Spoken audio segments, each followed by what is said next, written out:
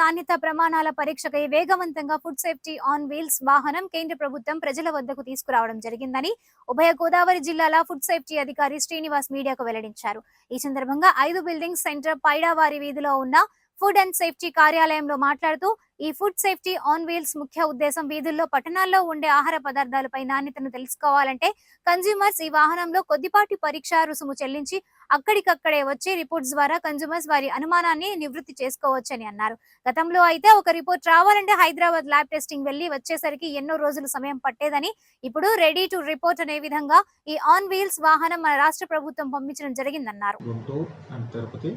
ఈ వెహికల్స్ కేంద్ర ప్రభుత్వం శాంక్షన్తో రాష్ట్ర ప్రభుత్వాలకు ఇచ్చి రాష్ట్ర ప్రభుత్వం ద్వారా డిస్ట్రిబ్యూట్ చేయడం జరిగింది.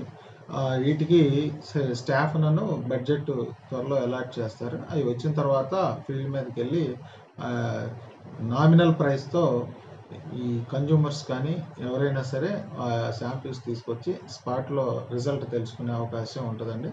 ఆ స్టాఫ్ డ్రైవర్స్ అలాట్ చేసిన తర్వాత ఫీల్డ్లోకి పంపించి టైం టేబుల్ ఒకటి వేసేసి సిటీస్లో ఒక్కొక్క పేటలో ఒక్కొక్క సెంటర్లో ఒక్కొక్క రోజు పెట్టేసి పేపర్ నోటిఫికేషన్ ఇచ్చిన తర్వాత తిప్పడం జరుగుతుందండి. స్పాట్లో నామినల్ ఫీజుతో అనాలిసిస్ చేసి రిజల్ట్ స్పాట్లో తెలియపరిచే ఫుడ్ సేఫ్టీ ఆన్ వీల్స్లో part mobile testing laboratory food safety on wheels.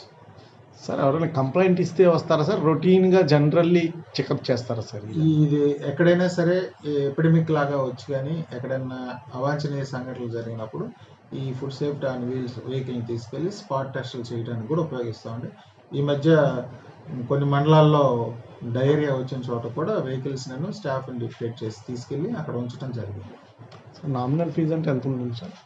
100 రూపాయలనే ఉంటుంది. 100-200 రూపాయల నామినల్ స్పాట్ టెస్ట్ చేసి పాలలో ఉన్నటువంటి వెన్న శాతం కానీ ఏదైనా ఆహార పదార్థంలో రంగులు ఉంటే కానీ ఈ పాలలో వెన్న శాతం ఏదైనా అడల్ట్రేషన్ ఉన్నటువంటివి క్వాలిటీ పుచ్చు ఇట్లాంటి వాటి గురించి స్పాట్ టెస్టులు ఏదైతే ఉంటాయో టెస్టులు చేసి స్పాట్లో రిజల్ట్ తెలియపరుస్తారు. దాన్ని చేస్తే స్వచ్ఛమైందా కాదా అనేది పబ్లిక్ తెలుసుకునే అవకాశం ఉంటుంది. దాని ద్వారా ఏమైనా రిజల్ట్ రాంగ్గా వస్తే అక్కడే మన క్రిమినల్గా కేసులు దాని మీద రిపోర్ట్ మీద క్రిమినల్ కేసులు బుక్ చేయడానికి ఏం లేదు. స్టేట్ ల్యాబొరేటరీ లేదా ఎనీ అక్రిడెంటెడ్ ల్యాబొరేటరీలో అన్ని టెస్టులు స్టాండర్డ్గా చేసిన తర్వాత ఆ రిపోర్ట్ బేస్ చేసుకునే కేసులు ఫైల్ చేయడం జరుగుతుంది. కానీ ఇది ఓన్లీ తెలుసుకోవడం కోసం. గత 1 ఇయర్ నుంచి కాకినాడ జిల్లాలో 226 శాంపిల్స్ ఫుడ్ ఎస్టాబ్లిష్మెంట్లో తీయడం జరిగిందని, వాటిలో సబ్స్టాండర్డ్ 26 వచ్చినాయి, 6 అన్సేఫ్ వచ్చినాయి, 6 criminal cases. At the same time 15 ఈ హోటల్స్లో ఈ ఆయిల్ని టీపీసీ రీడింగ్ ద్వారా 25% దాటినటువంటి 15 కేసులు బుక్ చేయడం జరిగింది. టోటల్ 42 కేసులు బుక్ చేయడం జరిగిందని. ఇంకేదైనా పత్రికా విలేకరులు కానీ లేకపోతే కన్జ్యూమర్స్ కానీ ఎవరన్నా కంప్లైంట్ చేస్తే ఇమీడియట్లీ మా ఇన్స్పెక్టర్ని పంపించి స్పాట్లో శాంపిల్స్ లిఫ్ట్ చేసి ఇంప్రూవ్మెంట్ నోటీస్ ఇచ్చి వాళ్ళ మీద చర్యలు తీసుకోవడం జరుగుతుంది. In the interest of public health. ఏ విధమైన ఇన్స్పెక్షన్ల అలసత్వం కానీ ఏదైనా ఏమీ లేదు. ఇంకొక వేకెన్సీ ఉంది, అది కూడా ఫిలప్ చేయవలసిందిగా మా హైయర్ అథారిటీకి లెటర్ కూడా రాయటం జరిగింది.